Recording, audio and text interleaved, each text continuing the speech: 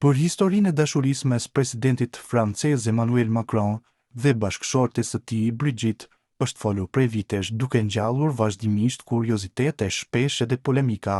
Këtë javë kjo marrëdhënie u bë sërish pjesë e titujve kryesor në media, pas një incidenti që ndodhi në aeroportin e Vietnamit gjatë zbritjes së çiftit nga avioni presidencial. Historia e tyre fillon shumë vite më parë, kur Emmanuel ishte vetëm 15 vjeç dhe frekuentonte një shkollë katolike ku Brigitte ishte mësuese, që atëherë duket se çifti është bërë i pandashëm. Këtë e konfirmon edhe një biografi e re e shkruar nga mike e atyre ngushtë, Gaël, e cila i ka shoqëruar nga afër për një vit për të shkruar librin me titull Tant que est tout le deux, sa kohë jemi të dy së bashku. Në këtë libër vihet në duke lidhja e ngushtë që Macron dhe Brigitte kanë. Aktori shkruan se presidenti francez telefonon bashkëshorten e tij çdo një orë e gjysmë.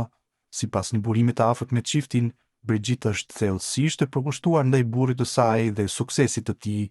Ajo menaxhon agjendën e tij ditore dhe në shumë aspekte është këshilltarja e tij jo zyrtare. Nuk kalon as një orë e gjysmë pa folur me njëri tjetrin, thuhet në libër. Ata kanë një orar të përbashkët e dinë saktësisht çfarë po bën tjetri minutë pas minute, shkruhet më tej.